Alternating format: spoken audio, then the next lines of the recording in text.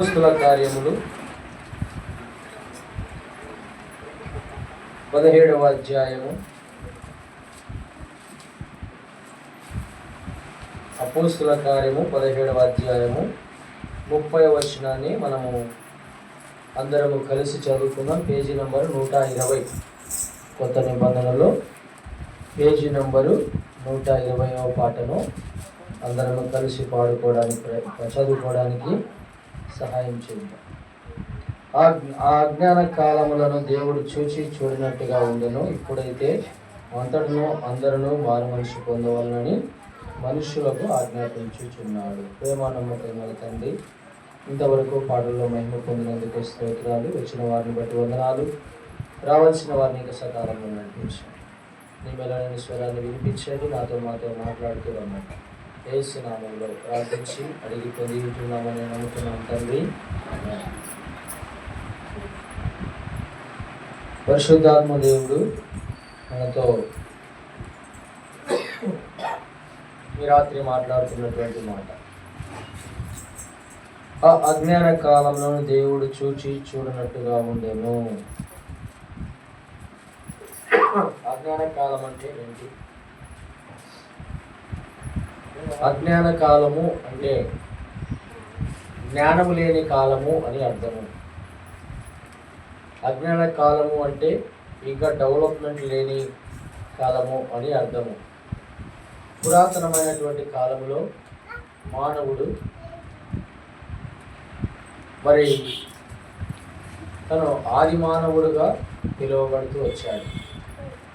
అంటే సరైన వస్త్రాలు కూడా లేకుండా, అంటే చరిత్ర ప్రకారంగా వస్త్రాలు కూడా లేకుండా అడవుల్లో తను తిరుగుతూ రాళ్ళను పనిముట్లుగా చేసుకొని ఆ రాళ్ళనే అగ్నిని పుట్టించి ఆహారాన్ని సిద్ధం చేసుకొని తినేవాడు. అలాంటి పరిస్థితులను గురించి మరి మన పరిశుద్ధ గ్రంథంలో అజ్ఞాన కాలము ఉంది. ఎందుకు అంటే ఆ అజ్ఞానులను దేవుడు జ్ఞానంతో హెచ్చరించేటువంటి సందర్భాలు పరిశుద్ధ గ్రంథంలో రాయబడుతూ వచ్చినాయి. సరే, ఎవరు మరి అజ్ఞాని? ఆ అజ్ఞాన కాలంలో ఎందుకు జీవించాల్సిన పరిస్థితులు వచ్చినాయి? ఆ అజ్ఞానులు దేవుని జ్ఞానాన్ని పొందుకొని మళ్ళీ దేవుని జ్ఞానాన్ని విడిచిపెట్టి ఎందుకు దేవుని ప్రేమకు చోటు ఇవ్వకుండా సాతానుకు చోటు ఇచ్చారు? మరి ఇక్కడ 2 మాటలను మనం చూస్తున్నాం. అజ్ఞాన కాలం ఉంది. అయితే 2వ వరుసకు చూస్తే, ఇప్పుడైతే అందరూ మారు మనసు పొందవలని మనుషులకు ఆజ్ఞాపించుచున్నాడు. ఒక మాటలో చెప్తే, మరి అజ్ఞానులను ఏ రీతిగా దేవుడు హెచ్చరించాడని మనం గమనిస్తే, ఒక్క మాటలో ఆయన మాట వినకపోవడమే అజ్ఞానం. ఏంటి? ఆయన మాట వినకపోవడమే అజ్ఞానం. అందుకే దాన్ని కూడా పాపంతో దేవుడు పరిశుద్ధ గ్రంథంలో రాయించి పెట్టాడు. 1 యోహాను 3వ అధ్యాయము 4వ వచనాన్ని ఎవరైనా తీసుకున్నాడు. పాపము చేయు ప్రతివాడును ఆజ్ఞను అతిక్రమించును, ఆజ్ఞాతిక్రమమే పాపము. అంటే దేవుని మాటను లక్ష్యం చేయని ప్రతి వాడు కూడా పాపంతో సమానుడే. దేవుని మాటను లెక్క చేయని ప్రతి వాడు కూడా పాపంతో సమానుడే. వాడు ఎక్కడున్నాడంటే వాడు అజ్ఞాన కాలంలోనే ఉన్నాడు. ఇంకా జ్ఞానయుక్తమైనటువంటి కాలంలోనికి వాడు ప్రవేశించలేదు. ఎందుకంటే వాడి జీవితం అజ్ఞానంలో ఉంది కాబట్టి అజ్ఞాని ఏం చేస్తాడంటే పాపం చేస్తాడు. అందుకే మరి యోహాను భక్తుడు ఇక్కడ రాస్తూ ఉన్నటువంటి మాట మరో చదవండి దాన్ని. పాపము చేయు ప్రతివాడును ఆజ్ఞను అతిక్రమించును, ఆజ్ఞాతిక్రమమే పాపము. అంటే దేవుని మాటను లక్ష్యం చేయని ప్రతి వాడు కూడా ఇప్పుడు ఎవడంట? పాపి. పాపి ఎక్కడున్నాడు? అజ్ఞాన కాలంలోనే జీవిస్తున్నాడు. పెద్దలు చెప్తా ఉంటారు, మా పూర్వపు కాలంలో మేము ఇంత తింటుంటిమి రాగి సంకటి అది ఇప్పుడు తింటారు ఎవరైనా? అదంటే కూడా తెలియదు కొంతమందికి. రాగి సంకటి అంటే కూడా. కాబట్టి వాళ్ళ అనుభవాలు చెప్తూ ఉంటారు. వాళ్ళు తిన్నటువంటి ఆహారం గురించి కానీ, వాళ్ళు జీవించిన జీవన విధానం కానీ, అంటే వాళ్ళ కాలంలో ఇలా ఉండేది అని మనకు తెలియజేస్తూ ఉంటారు.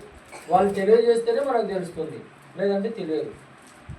అలాగనే అజ్ఞాన కాలంలో పాపులు ఉన్నారు, పాపం ఉంది, పాపాన్ని చేసినారు, పాపానికి శాపం వచ్చింది. ఇవన్నీ ఒక పక్క మనం చూసుకుంటున్నాం ఇప్పుడు. మరి ఈ అజ్ఞాన కాలంలో ఒక మాటలో చెప్తే మాట వినకపోవటమే ఏమంటున్నాడు ఈడ? పాపముతో సమానము అంటున్నాడు. ఇప్పుడు ఆది కాండములోనికి మనం వస్తే, ఆది కాండము అజ్ఞాన కాలంలో జరిగిన కొన్ని సంగతులను మనం ముందుగా చూసుకుంటాం. 2వ అధ్యాయము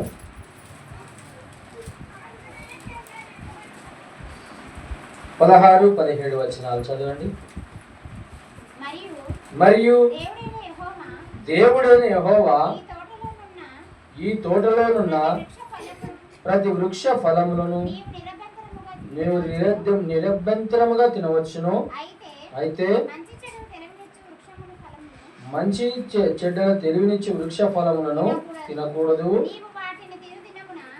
నీవు వాటిని తిను దినమున నిశ్చయముగా చచ్చెదవని నరికి ఆజ్ఞాపించెను. దేవుడు మొదట మానవుని భూమి మీదకి తీసుకొచ్చినప్పుడు సాటి అయిన సహాయము అవ్వను చేశాడు.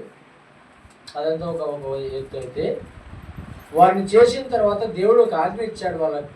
ఏంటంటే, అయ్యా ఈ తోటలో ఉన్న చెట్ల ఫలాలన్నీ నువ్వు తినొచ్చు, అయితే మధ్యలో ఒక చెట్టును చూసావా, దాన్ని మాత్రం తినొద్దు అని దేవుడు చెప్పాడు, ఆజ్ఞాపించాడంటే. అక్కడ రాయబడింది 17వ వచనం. నీవు వాటిని తిను దినమున నిశ్చయముగా చచ్చెదవని నరునికి ఆజ్ఞాపించెను. అంటే ఒక పర్టికులర్గా దేవుడు ఏం చెప్పాడు వాళ్ళకు? తినవద్దన్న పండును తినొద్దు అని చెప్పాడు. సార్ తింటే ఏమవుతారంట? చస్తారు. దేవుడు స్పష్టంగా మాట్లాడినాడు, నువ్వు ఈ పని చేయొద్దు, నువ్వు ఈ పని పార్టిసిపేట్ చేయొద్దు అని, పాల్గొనొద్దు అని. కానీ ఆ నరుడు ఏం చేశాడంటే దేవుని మాటను, అలాగే ఇప్పుడు మనం అందుకే ఇది అర్థం కావడానికి యోహాను 3:4 చదివినాం. 1 యోహాను 3:4లో ఆజ్ఞ అతిక్రమమే ఏమంట అంటే, ఈ వ్యక్తి ఇప్పుడు దేవుడు చెప్పినటువంటి మాటను విన్నాడా వినలేదా అని మనం ముందుకు చూస్తే 3వ అధ్యాయము ఆదికాండము 4-5 వచనాలు. అందుకు సర్పము మీరు చావనే చావరు. ఎవరు సర్పం అంటే? పాముగాడు. అంటే వానికి ఒక పేరు ఉంది, అపవాది అని, సాతానుడు అని పేరు. ఏ పేరు? వాని పని ఏంటంటే మోసం చేసుకుంటూ తిరగడమే మనుషులని. అంతేకాదు ఈ ఇంట్లో ఆ ఇంట్లో చుచ్చు పెట్టి తిరుగుతూ ఉంటాడు వాడు, లేదంటే భార్య భర్తల మధ్య చుచ్చు పెడతాడు. ఇప్పుడు అదే జరిగింది ఇక్కడ. వీని పని ఏంటంటే అవ్వ దగ్గరికి వచ్చినాడు, త్వరగా మోసపోయేది ఎవరంటే స్త్రీలే అని తెలుసుకున్నాడు వాడు. పొంగ వేసుకోండమ్మా నెత్తి మీద. ఎవరంట? బలహీనమైన ఘటమని రాయబడింది కదా పరిశుద్ధ గ్రంథంలో స్త్రీల గురించి. అందుకే తాత దగ్గర పోకుండా అమ్మ దగ్గరికి వచ్చినాడు.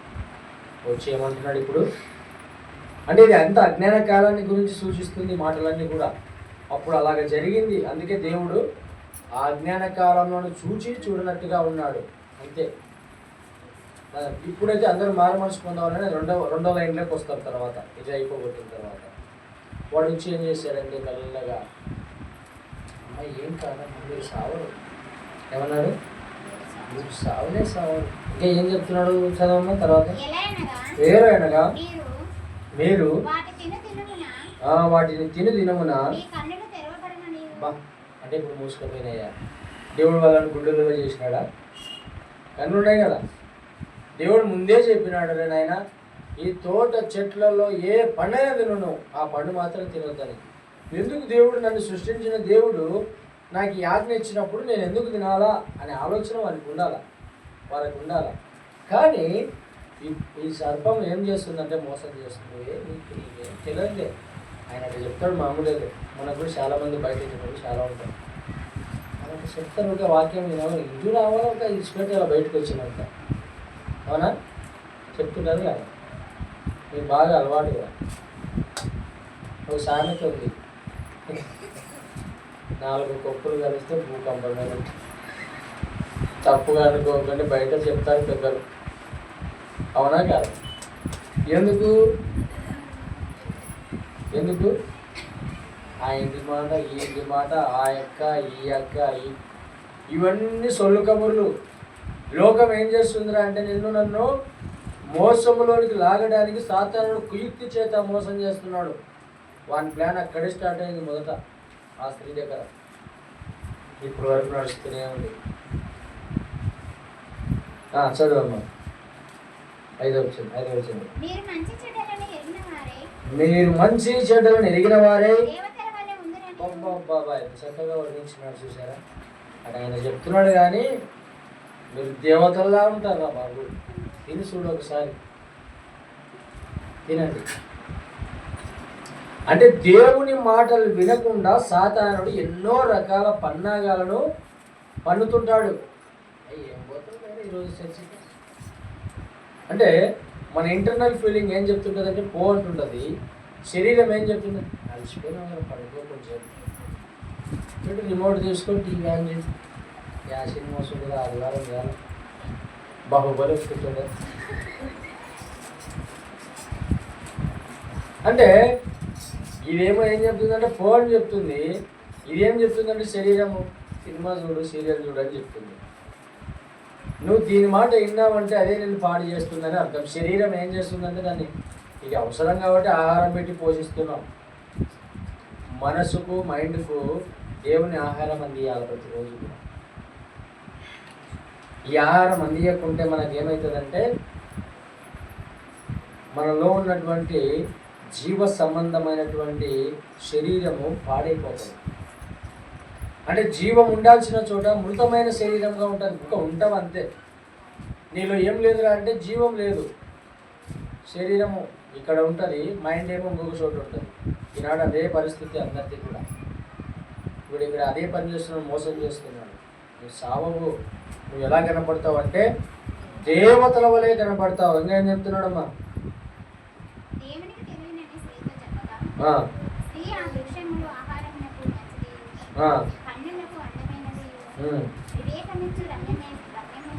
ఇంకా చూచినప్పుడు కొన్ని తీసుకొని తిని తనతో పాటు తన భర్తకు కూడా ఇచ్చాను. చాలు చాలు. ఎలా కనపడిందంట? అది మోసం చేసిన తర్వాత కన్నులకు అందమైనది, వివేకమిచ్చు రమ్యమైనది అయిందంట చూచినప్పుడు. అంటే వాడు ఏం చేస్తున్నాడంటే లోక సౌందర్యాన్ని అంతా కూడా ఆ చెట్టు దగ్గర చూపిస్తున్నాడు.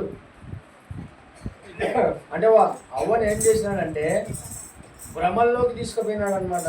బా నేను దేవదూత అనేటప్పుడు అవ్వ మన చెట్టు ఎక్కింది, దిగలే. ఇక ఆమె కళ్ళకి ఏం కనపడుతుందంటే ఆ చెట్టు యొక్క ఫలం అంతా కూడా ఎంత చక్కగా ఉందో. ఇక తీసుకొనింది, తినేసింది. తిన్న తర్వాత నేను ఒక్కదాన్ని పాపం చేస్తే పాపం ఆయన అనుకుంది. ఏం చేసింది? నేరుగా పోయి ఆయనకు తీసుకో. మళ్ళీ నేను ఒక్కదాన్ని ఎందుకు? నువ్వు కూడా దేవునిలాగా కనపడాలా. నేను దేవతనైతే ఈనాడు లేరా స్త్రీలు అలాంటి వారు? ఒక మాటలు చెప్పాలంటే లోకంలో కొంతమందిని చూశాను నేను. భర్త కళ్ళలో మందు తెచ్చుకొని తాగితే భార్య కూడా ఆయనతో పాటు కూర్చొని తాగుతున్నారు. ఉన్నారా లేనా? మీరు చూసినారా లేనా? కానీ నేనైతే చూసిన అలాంటి వాళ్ళు. ఎందుకు? అదొక మైకము. మోసపోతున్నారు అందరూ కూడా. భార్య భర్తలు ప్యాకాట ఆడేవాళ్ళు కూడా ఉన్నారు. అంటే ఇదంతా సాతాను సంబంధి. అప్పుడే మోసం చేసినాడు వాడు. ఏం చేసినాడంటే అజ్ఞాన కాలం. అది అజ్ఞాన కాలంలో సర్పం ఏం చేసిందంటే వాళ్ళిద్దరిని కూడా గుట్టలోకి వేసేసింది. అందుకే వారిద్దరు మోసపోయినారు. మోసపోయిన తర్వాత దేవుడు వీరు చేసిన పనులన్నీ గమనించి వచ్చినాడు. చూడండి కింది వచనాల్లో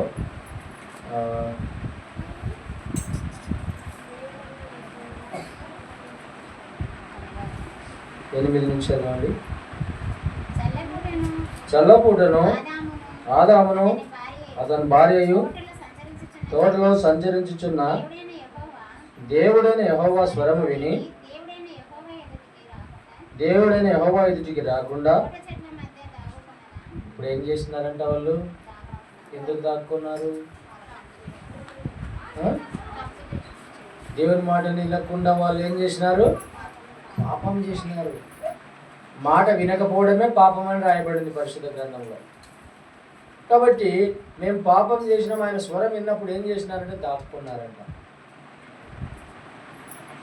ఇలాంటి పరిస్థితుల్లోనికి మానవుడు ఎందుకు వచ్చినాడంటే అజ్ఞాన కాలంలో సర్పం చేసినటువంటి మోసం చేత ఆనాడు మోసపోయి ఈనాటి వరకు మోసపోతూనే ఉన్నారు. ఇంకా దేవుడు అప్పుడు ఏం చేసినాడంటే వాళ్ళని చూసి చూడనట్టుగా వదిలేసి వారికి కొన్ని శిక్షణ వేసినాడు.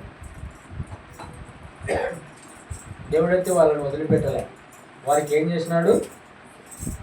కొన్ని శిక్షణ వేసినాడు. మొదటగా మోసం చేసిన పాముకు ఒక శాపం ఇచ్చాడు. చూడండి ఆదికాండం 3వ అధ్యాయం 14-15 వచనాలు. అందుకు దేవుడైన యెహోవా సర్పముతో నీవు దీన్ని చేసినందున పశువులన్నిటిలోనూ భూ జంతువులన్నిటిలోనూ నీవు శపింపబడిన వానివై నీ కడుపుతో గాకుచు. పాము నిలబడి నడుస్తుందా? ఎట పోతుంది? దేవుని మాటలు కరెక్టే కదా? పరిశుద్ధ గ్రంథంలో రాయబడిన ప్రతి మాట నెరవేరుతుందంటారు. పాము ఇప్పుడు ఎందుకు పాక్కుంటా పరిగెత్తుతా ఉంది? ఎందుకు? అది శపించబడింది. కారణం ఏంటి? పాపం చేసింది, అది వాళ్ళని మోసం చేసింది. కాబట్టి పాముకి ఇచ్చే శాపాన్ని పాముకి ఇచ్చేశాడు. నువ్వు జీవితకాలం నీ కడుపుతో పాకు, మన్ను తిని బ్రతుకు. పాములన్నీ అలాగే పోతుంటాయి కదా. ఇది మొదట పాముకి ఇచ్చిన శాపం. రెండవది ఆదికాండం 3వ అధ్యాయము 16వ వచనం. ఆయన స్త్రీతో నీ ప్రయాసమును నీ గర్భవేదనను నేను మిక్కిలి హెచ్చించెదను. వేదనతో మరి ప్రెగ్నెంట్ వాళ్ళకి తెలిసి బాధ. అవునమ్మా, ఇదల్లా కూడా అవ్వదిచ్చిన శాపమే స్త్రీలకు. నువ్వు వేదనతో వారు మరి నెలలు నిండినప్పుడు వాళ్ళ బాధను వారు చూడలేము.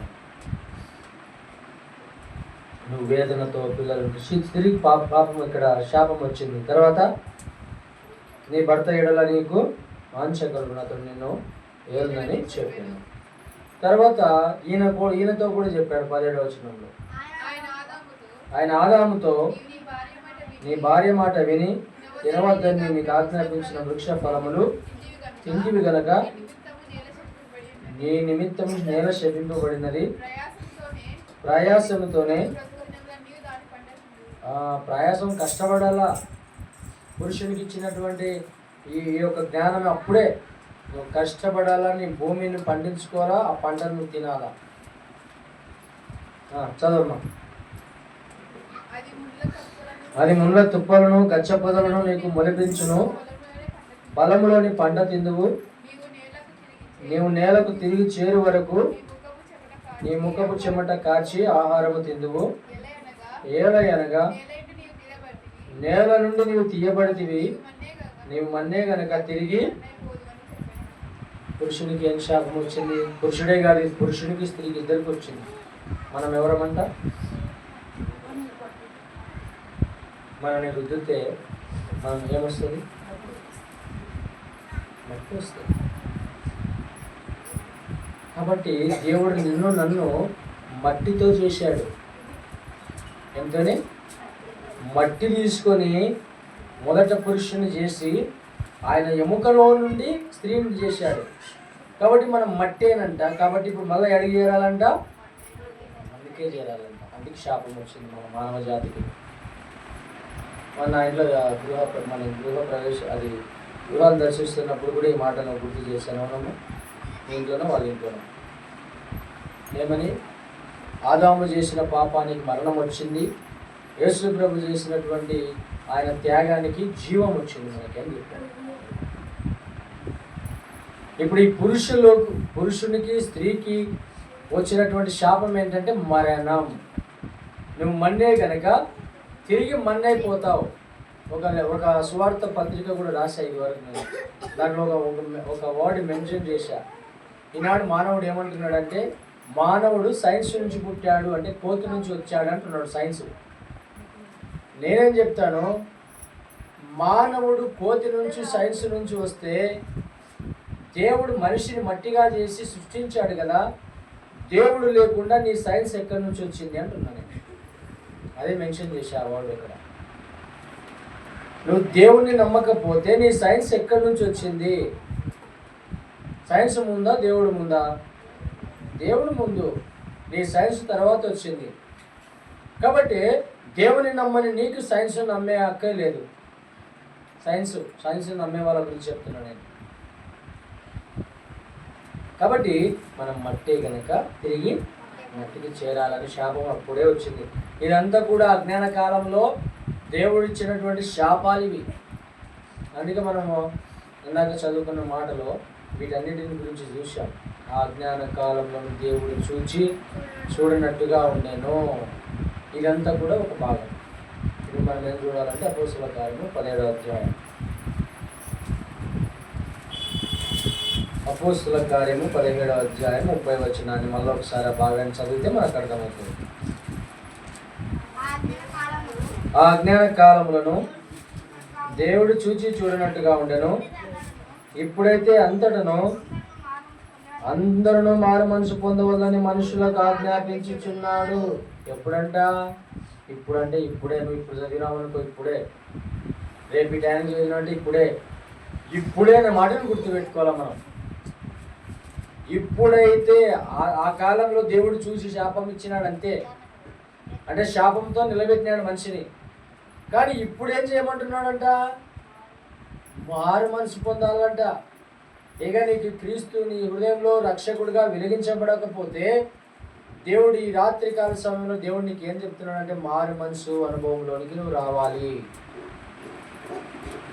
ఏమనుభవంలోనికి? ఎలాగ రావాలి? హెచ్కేలు 18:23 వచనం. హెచ్కేలు 18వ అధ్యాయం 23వ వచనం.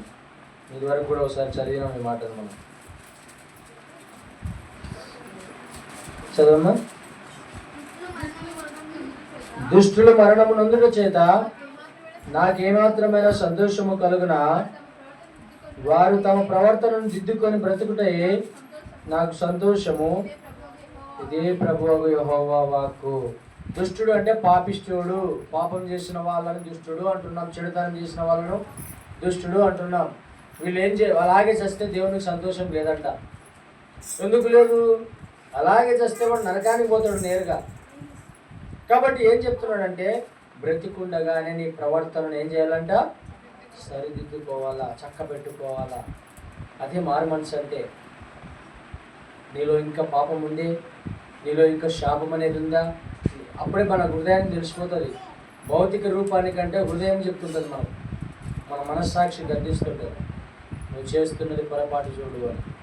నువ్వు చేస్తున్నది దేవుని స్వరం ఎంతవరకు వినపడుతుందంటే, నువ్వు ఎంతవరకు వింటావా స్వరాన్ని? 1, 2, 3, 4 సార్లు లేదా 5 సార్లు, 6వ సారి నుంచి సాతాను స్వరాన్ని వింటావు. ఎందుకంటే దేవుని బిడ్డగా నిన్ను ఆయన హెచ్చరించేటువంటి కృపలో నువ్వు ఉన్నావు కాబట్టి ఒకసారి ఆ స్వరం వినపడుతుంది.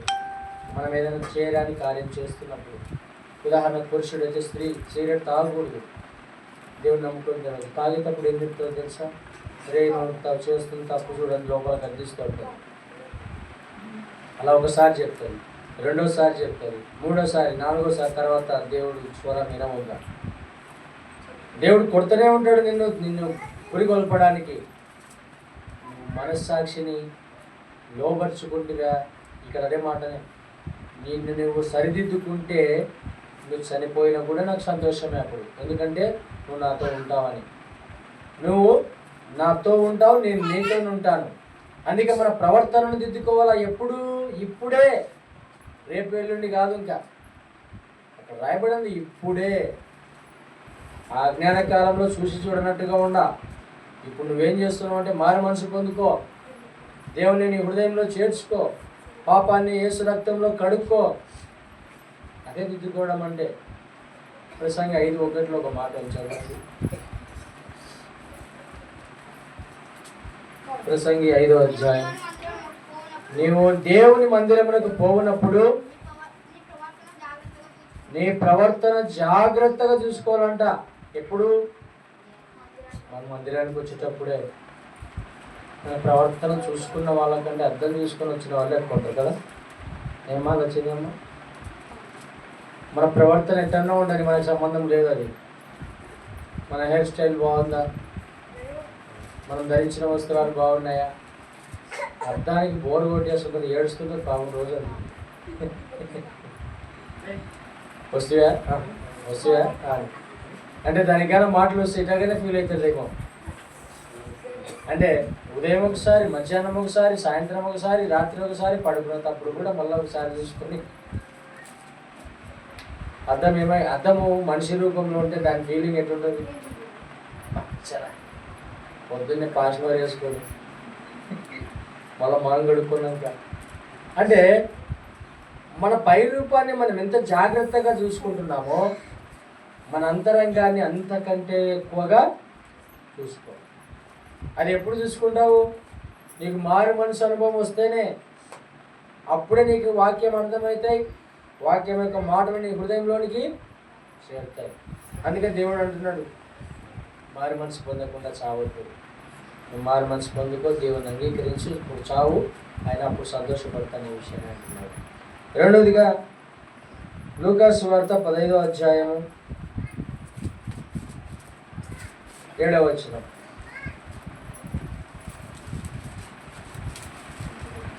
లూకాసు సువార్త 15:7.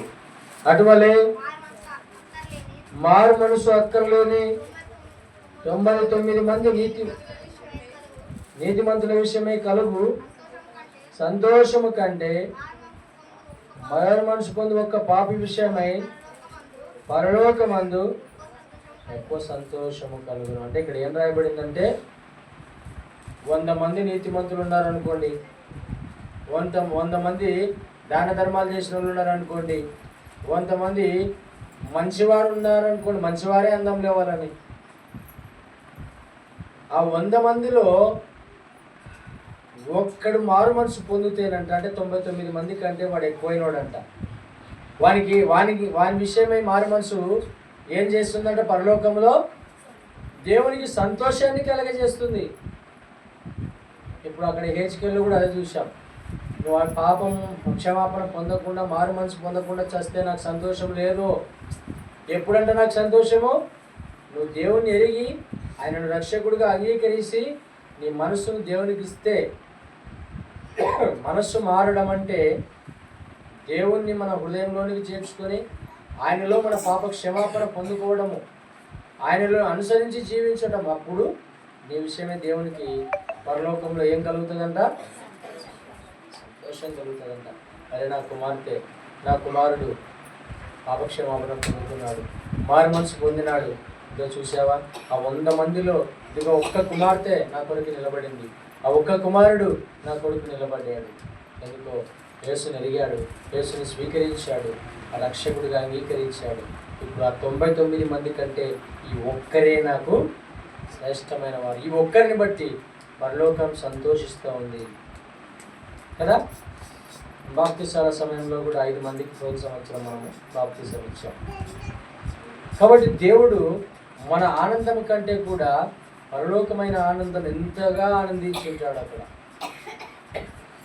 కాబట్టి నేనేం చెప్తానంటే, భూమి మీద ఏం సంపాదించుకోకపోయినా పర్వాలేదు, దేవుణ్ణి సంపాదించుకోవాలా. దేవుణ్ణి మనము మారు మనసు రక్షణానుభవంలోకి వస్తే అది ఎక్కువ సంతోషం అంటే ఆయన. మిగతావి ఇంకా దానంతటికి అవే నడుస్తూ ఉంటాయి, వస్తూ ఉంటాయి, పోతూ ఉంటాయి. కాబట్టి ఇక్కడ ఇప్పుడైతే అందరూ కూడా మారు మనసు పొందాలని దేవుడు ఏం చెప్తున్నాడు? నీకు నాకు ఆజ్ఞాపిస్తున్నాడు. అలాగే ఇప్పుడు నువ్వు మారు మనసు పొందితేనే దేవునికి సంతోషం అంట. ఎందుకు? మత్తయి సువార్త 18:14.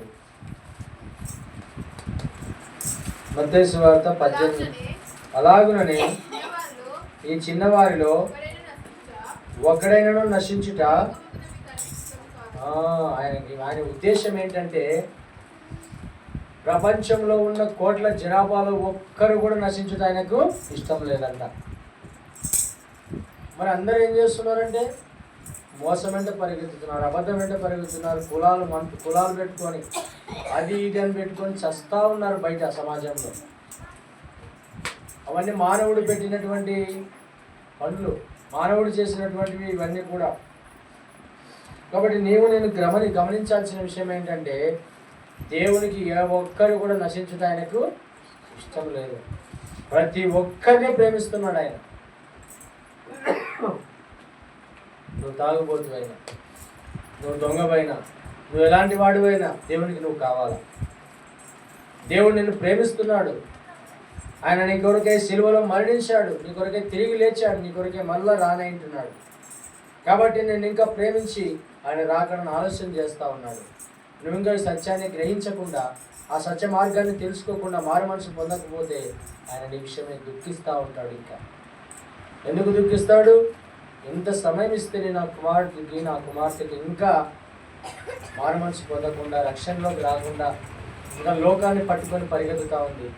లేదంటే నా చదువు అయిపోలే అనుకుంటుంది, లేదంటే నాకు పెళ్లి కానిలే అనుకుంటుంది, లేదంటే ఇంకా వాళ్ళు ఏదేదో కారణాలు చెప్పి దేవుని యొక్క రక్షణ సువార్తను మరి అలక్ష్యం చేస్తూ ఉన్నారు.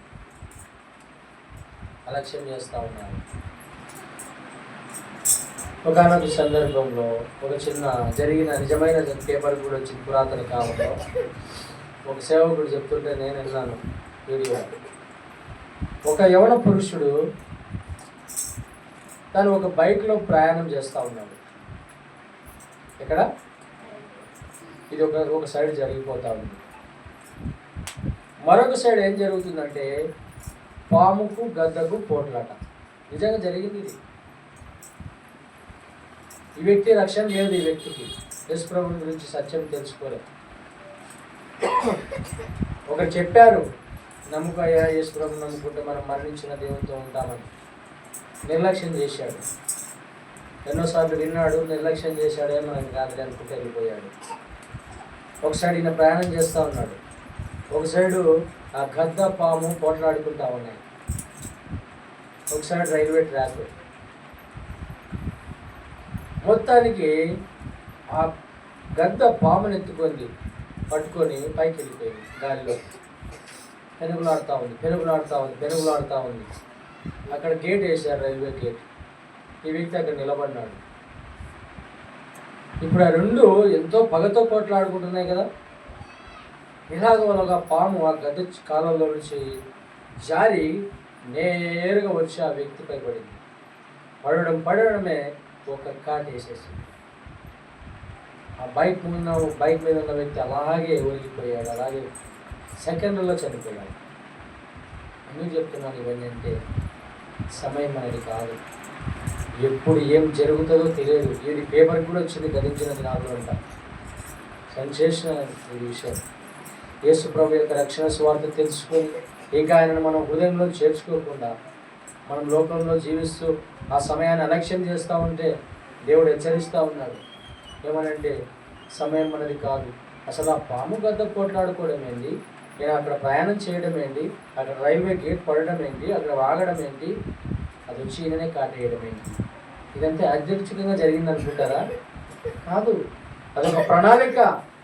దేవుడు సమయం ఇచ్చేంత వరకు ఇస్తాడు మనిషికి. ఏ మనిషి అయినా సరే, ఏ వ్యక్తి అయినా సరే, ఆ సమయం లోపల నువ్వు దేవుణ్ణి ఎరిగితిగా సంతోషిస్తాడు. లేదంటే ఏదో ఒకటి దేవుడే సృష్టించి దాన్ని తీసేస్తాడు. ఇచ్చాడు, మారు మనసు పొందమ్మా అని చెప్తానే దేవుని మాటలు అనేక సార్లు విన్నారు. సమయం బయటికి వెళ్ళిన తర్వాత మనది కాదు. అందుకే నేను మొత్తం చెప్పేది ఏంటంటే మనం రక్షణలోకి వచ్చి మన పిల్లలను కూడా రక్షణలోకి తీసుకొని వస్తే ఒక నిరీక్షణ ఉంటుంది. ఆ సంతోషం అది మీరు అనుభవించినప్పుడు తెలుస్తుంది. నా సంతోషం అయితే అదే.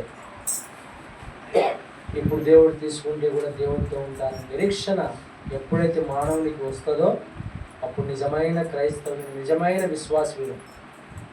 ఇంకా నువ్వు ఆ నిరీక్షణలోకి రాలే కదంటే నీకు ఇంకా మారు మనసు లేదు, ఇంకా రక్షణ లేదు, ఇంకా లోకంలో తిరుగుతూ ఉన్నావు. ఆ నిరీక్షణ ఎప్పుడు రావాలో నీకు అంటే బ్రతికుండగానే రావాలా. యేసుని ఎరిగినటువంటి స్వభావంతో నువ్వు రావాలి. ఎందుకో తెలుసా? యేసు ప్రభువే రక్షణ సువార్తను చెప్పాడు. మార్కు సువార్త 1వ అధ్యాయం. విని విడిచిపెట్టు దాన్ని దయచేసి. దేవుని మాటలు మన దగ్గరికి వస్తున్నప్పుడు మనము ఆ సత్యాన్ని గ్రహించి ప్రభుని ఎరగాల. మార్కు సువార్త 1:15 చదువమ్మా. కాలము సంపూర్ణమైనది, దేవుని రాజ్యము సమీపించి ఉన్నది, మారు మనసు పొంది సువార్త నమ్ముడని చెప్పుచు దేవుని సువార్త ప్రకటించుచు గలిలయకు వచ్చాను. ఇది నేరుగా యేసు ప్రభు చెప్తున్న మాట. ఇది ఏమైందంటే కాలము, మనం ఎక్కడికి వచ్చినాం ఇప్పుడు? అజ్ఞాన కాలం మొదలుపెట్టుకొని ఇప్పుడైతే మారు మనసు పొందాలని విని ఇప్పుడు కాలం సంపూర్ణమైన కాడ నిలబడినాం. అంటే కాలము సంపూర్ణమైందంట. దేవుని రాజ్యము సమీపించుతున్నది. ఎప్పుడు వస్తుందో తెలియదు దేవుని రాకడ. నువ్వు దాని కొరకే కనిపెట్టు, దాని కొరకే నీవు నిరీక్షణ కలిగి ఉండు. మనము రేపటిని గురించి ఆలోచన చేయదు. ఇప్పుడున్న పరిస్థితుల్లో నువ్వు దేవుణ్ణి ఎరిగినావా లేదా? దేవుడే నేరుగా చెప్తున్నాడు ఇది మాట. దేవుని రాజ్యము సమీపించుచున్నది కనుక మారు మనసు పొంది సువార్తని నమ్మాల. నమ్మకపోతే మార్కు సువార్త 16:16 శిక్ష ఉంది అక్కడ. నమ్మి బాప్తిసం పొందినవాడు రక్షింపబడును, నమ్మని వానికి శిక్ష విధింపబడును. నేను దేవుడు శిక్షించడానికే ఏర్పాటు చేసుకునేది, దేవుడు శిక్షించడానికే నేను తీసుకొచ్చింది. నువ్వు దేవునిలోకి రాకపోతే శిక్ష ఉంటుంది, జాగ్రత్త. నువ్వు వీడికి వచ్చినా రాకపోయినా నువ్వు దేవునిలోనికి వచ్చి మారు మనసు పొంది, ప్రభువా ఇదిగో నేను ఇంకా నా పాపను ఒప్పుకోలేదు, నేను ఇంకా నీకు క్రీస్తులో కడగబడలేదు, పాప క్షమాపణ పొందుకోలేదు అని ఈ రోజైనా ఇప్పుడైనా తీర్మానం చేసుకో. బయట సమయం మనకి కాదు. బయట సమయం సాతానుడు ఇప్పుడు ఏ స్థితిలో ఏ పరిస్థితిలో మనం పట్టుకుంటాడో తెలియదు. నన్ను దేవుడు సాతానికి అప్పచెప్పడానికి రాలే, నన్ను కాపాడడానికి వచ్చాడు ఆయన. అందుకే ఇప్పుడే రక్షించబడు, ఇప్పుడే మారు మనసు పొందనే మాటలు వింటున్నాను. యేసు ప్రభు నేరుగా చెప్పినాడు ఈ మాట. కాలం అయిపోయిందమ్మా, ఇంకా కాలం లేదు. ఎప్పుడో సూచనలన్నీ కూడా కనపడతా ఉన్నాయి. ఉన్నంత సమయంలో దేవుని కొరకు బ్రతకడానికి, దేవునిలో తీర్మానించుకోవడానికి, ఆ పాపపు శిక్ష అజ్ఞాన కాలంలో వచ్చినటువంటి శాపంలోనే ఉంటావా? మారు మనసు పొందుకొని దేవుని రాజ్యానికి వారసురాలు అవుతావా? ప్రశ్నించుకొని రాత్రి దేవుడు ఏం చెప్తున్నాడంటే బయట మనది కాదు. యాకోబు పత్రికలో ఒక మాట చూసుకుందాం. యాకోబు 4వ అధ్యాయం 14వ వచనం చదవమ్మా. ఏమంట? రేపేం సంభవిస్తుందో మనకు తెలియదు. మీ జీవం ఏపాటిది? మీరు కొంతసేపు కనబడి అందులో మాయమైపో ఆవిరి వంటి. మన జీవం ఎప్పుడుదంట? ఆవిరితో పోలుస్తున్నాడు దేవుడు. మనం ఒక పాత్ర, మరి భోజనం చేసే పాత్ర మన స్టవ్ మీద పెడితే దానికి ఆవిరి వస్తుంది చూసారా? బుగ్గలుగా ఆ బుగ్గలు వచ్చేట పలిగిపోతాయి. అది అంట మన జీవితం. కాబట్టి రేపు ఏమి సంభవిస్తుందో మనకు తెలియదు. కాబట్టి మనం జాగ్రత్త కలిగిన వారంగా ఉండాలి. రేపటి గురించి మనం ఆలోచన చేయకూడదు. ఈరోజు మనది, రేపు దేవుడి. దేవుడు మనని నిన్న జరిగిన సంఘటన, చాలా విచిత్రమైన సంఘటన చూశారు రోడ్డు మీద. ఎక్కడంటే బస్ స్టాండ్ నుంచి వస్తూ ఉంటే అసలు ఒక నిమిషం పాటు నా కన్నీరు నాకే అంటే ఎంత షాక్కు గురైనా ఆ సంఘటన చూసి. నా ముందర ఒక స్కూటీ వేసుకొని పోతా ఉన్నాడు. నేను ఆయన ఇంకా నా బైక్ వేసుకొని వస్తున్నా. ఆయన పక్కన ఒక బస్సు వెళ్తా ఉంది. రోడ్డు మీద స్పీడ్, అవి డివైడర్స్ పెట్టింటారు కదా, ఆయన ఏ రూట్ పోవాలో తెలియదు. నా ముందర పోతున్నా అతను, ఆయన వెనకనే ఉన్నా నేను. బస్సు తనంతట తను వెళ్ళిపోతా ఉన్నాడు. ఇక్కడ బస్సు ఉంటే ఇక్కడ డివైడర్ ఉంది, ఇటు పోతేనేమో బంగారుపేట రూటు, ఇటు పోతేనేమో ఇట్లా మన హాస్పిటల్ రూట్ పోతాం. ఆ వ్యక్తి ఈ డివైడర్కి బస్సు పక్కలే ఉంది, ఇంకా పోతా ఉంది. ఈ డివైడర్కి ఇలా గుద్దుకున్నాడు. గుద్దుకొని ఆ బస్సు చక్రాల దగ్గరికి వచ్చేసినాడు తలకాయ ఇలాగా. నాకు ఆ తల పోయి ఆ వెనక టైర్ కింద పడే అనుకున్నా నేను. అసలు అంత విచిత్రమైన సంఘటన. కానీ ఆయన కాలం బాగుంది. పడంగానే ఆ టైర్ అటు దాటేసి వెళ్ళిపోయింది ముందర, లేదంటే ఆయన మీద ఎక్కాలి. మేము సైడ్ కాపేసి అందరూ అడుగుతా ఉంటే ఏమైంది అంటే కళ్ళు ఒక క్షణం అంటే తిరిగినాయి నాకు. చూసారా, నాకు బైక్ 20 సంవత్సరాల పై నుంచి నడుపుతున్నోడికే నాకే జల్దరిచ్చింది ఆ సంఘటన చూసి. అంటే ఒక్క సెకండ్లో తప్పించుకున్నాడు ఆ వ్యక్తి. నిన్న శనివారం రోజు ఇలాంటివి చూసినప్పుడు రోడ్లపైన ఎంత భయంకరంగా ఉండే పరిస్థితులు అనిపిస్తాయి. అందుకే సమయం మనది కాదమ్మా. దేవుడు ఇప్పుడు నీతో నాతో మాట్లాడుతున్న మాట యాకోబు పత్రికలో కూడా రేపేం సంభవించినా మనకు తెలియదు, మన జీవం అలాంటిది. కాబట్టి ఉన్నంతలో ప్రభువా నన్ను రక్షించు, నన్ను క్షమించు, నీ మార్గంలో నడవడానికి సహాయం చేయి, నా భర్తను రక్షించు, నా పిల్లల్ని రక్షించు. మేమందరం కూడా కుటుంబంగా మళ్ళీ నీతో కనపడాలి. మేమందరం ఈ నిశ్చయతతో, ఈ నిరీక్షణతో ఎవరైతే జీవిస్తారో దేవుడు వారి పట్ల ప్రేమను కలిగి ఉన్నాడు, దేవుడు వారి పట్ల మేలు చేయడానికి సిద్ధంగా ఉన్నాడు. ఒక మాట చూసుకొని ముగించేద్దాం. రోమా 8వ అధ్యాయం 1వ వచనం. కాబట్టి ఇప్పుడు క్రీస్తు యేసునందున్న వారికి చూసారా, ఎక్కడుంటే శిక్ష లేదంట. క్రీస్తు యేసులో ఎవరైతే ఉన్నారో వారికి ఏం లేదంట, శిక్ష లేదంట.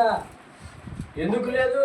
యెషయా 53వ అధ్యాయం ఆ శిక్ష ఆయన పైన వేసుకున్నాడు, ఆ శాపం ఆయన పైన వేసుకున్నాడు. ఇవన్నీ చెప్పడానికి ఇంకా సమయం ఒక అరగంట పైన అయితే అని క్లుప్తంగా చెప్తున్నాను. గలతీ పత్రికలో రాయబడింది ఆయన మన కోసము శాపమైనాడని రాయబడింది. ఇప్పుడు వాళ్ళకి శాపం ఇచ్చాడు కదా, ఆ శాపాన్ని ఎవరు తీసుకున్నారంట? అదొక్క మాట చూద్దామా? కొంచెం 5 నిమిషాలు రండి. గలతీ అంటే మనం చెప్పుకుంటూ పోతే చాలా సంగతులు ఉన్నాయి, కాబట్టి మనకు సమయం కూడా ఉంది కాబట్టి దాన్ని కూడా మనము చూసుకుంటూ వెళ్దాం. గలతీ 3వ అధ్యాయము 13, 14 వచనాలు కలిసి ఉంటాయి, చదవండి. ఆత్మను గూర్చిన వాగ్దానము విశ్వాసం వలన మనకు లభించినట్లు అబ్రహాము పొందిన ఆశీర్వచనము క్రీస్తు యేసు ద్వారా అన్యజనులకు కలుగుటకై మా క్రీస్తు మన కోసము శాపమై మనలను ధర్మశాస్త్రం యొక్క శాపము నుండి విమోచించెను. ఇందుని గురించి రాని మీద వేలాడిన ప్రతి వాడును శాపగ్రస్తుడని వ్రాయబడి ఉన్నది. నేరుగా చెప్తున్నాడు. ఏమని చెప్తున్నాడు? మనందరి కోసం ఆయన ఏమైనాడంట? శాపమైనాడంట. ఎక్కడ? ఆ శిలోం రాని పైన. అక్కడ ఎవరు వేలాడబడాలంటే నువ్వు నేను మనమందరం ఆడేలాడబడాలి ఆ శాపానికి. కానీ నా కుమార్తె, నా కుమారుడు భరించలేరు ఆ నొప్పి. ఆ యొక్క ముళ్ళకి మధ్యపలు, ఆ తలకు రక్తం కారుతా ఉన్నా, ఆయనపై ఉమ్మిస్తున్న అన్నిటిని నీ కొరకు సహించినాడు యేసుప్రభు. అన్నిటిని నీ కొరకు ఓర్చుకున్నాడు. కారణం ఏంటో తెలుసా? ఆ బాధను భరించలేవని, ఆ శాపంను భరించలేవని, ఆ శిక్షను భరించలేవని. ఎందుకో తెలుసా? ఆ శాపం అంతా కూడా ఆయన వేసుకొని ఆ శాపం నుండి నీకేమిచ్చినాడు? ఇక్కడ ధర్మశాస్త్రం అని రాయబడి, ధర్మశాస్త్రం అంటే ఏదో తెలుసా? పాత నిబంధన అంతటిని కూడా ధర్మశాస్త్రమే అంటారు. మనం ఇప్పుడు ఆదాము అవ్వలందరూ కూడా ధర్మశాస్త్రం కిందనే ఉన్నారు వాళ్ళు. ఇప్పుడు వారికి శాపం ఇచ్చాడు కదా, ఆ శాపాన్ని ఇక్కడ ఏం చేస్తున్నాడంట? అలాగే ఉంచకూడదు అని చెప్పి ఆ శాపాన్ని ఆయన తీసుకొని మనకు శాప విముక్తులుగా చేశాడు. ఇప్పటికైనా ఆయనని గ్రహించకపోతే, ఇప్పటికైనా ఆ సత్యాన్ని తెలుసుకోకపోతే అదే శాపంలోనే మనం ఏమవుతామంటే మునిగిపోయి పాపానికి, నరకానికి దాసులమవుతాం. కాబట్టి ప్రియమైన వాళ్ళ అలాంటి పరిస్థితుల్లోనికి నువ్వు తెచ్చుకోవద్దు, అలాంటి పరిస్థితుల్లో ఉండొద్దు కూడా. మనుషుల వైపు చూడొద్దు, లోకం వైపు చూడొద్దు. కేవలం నీ చూపు ఎక్కడ ఉండాలంటే మనం ఆయన రాకడ మన పోకడ వరకు కూడా ప్రభు వైపే చూస్తున్నాడు. వాళ్ళ కష్టమైన, నష్టమైన, ఇరుకైన, ఇబ్బంది అయిన, శ్రమ అయిన, నింద అయినా, ఏదైనా సరే వీటన్నిటిని నీకంటే ముందు ఆయన భరించినాడు. మనం ఇప్పుడు భరిస్తున్నటువంటి బాధ కంటే కూడా ఆయన భరించిన బాధ ఎంతో ఎక్కువగా ఉంది. నీ చూపు ఆయన శిలువ వైపు చూడు, నీ బాధను మర్చిపోతావు.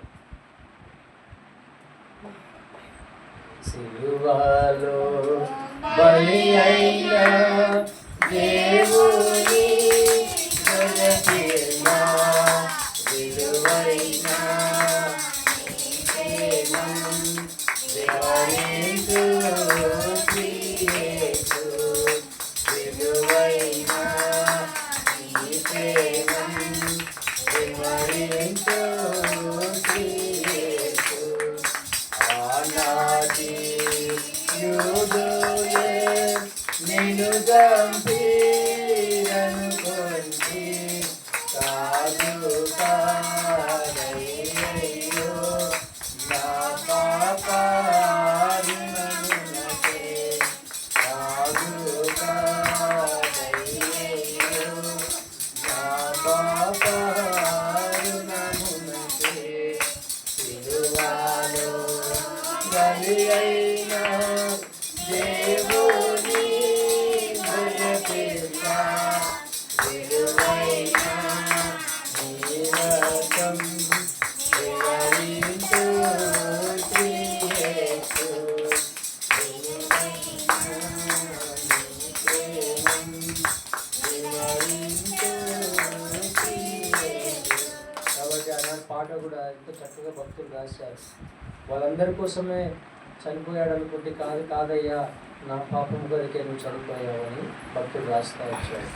కాబట్టి ప్రేమైనటువంటి వాళ్ళ దేవుని వాక్యం ఏం చెప్తుందంటే ఒకసారి ఆ మాటలు చూసుకొని అపోస్తల కార్యము 17వ అధ్యాయం 30వ వచనాన్ని చూసుకుందాం. అందరు బైబిల్ ఉన్న ప్రతి ఒక్కరు చదవడానికి ప్రయత్నం చేయండి.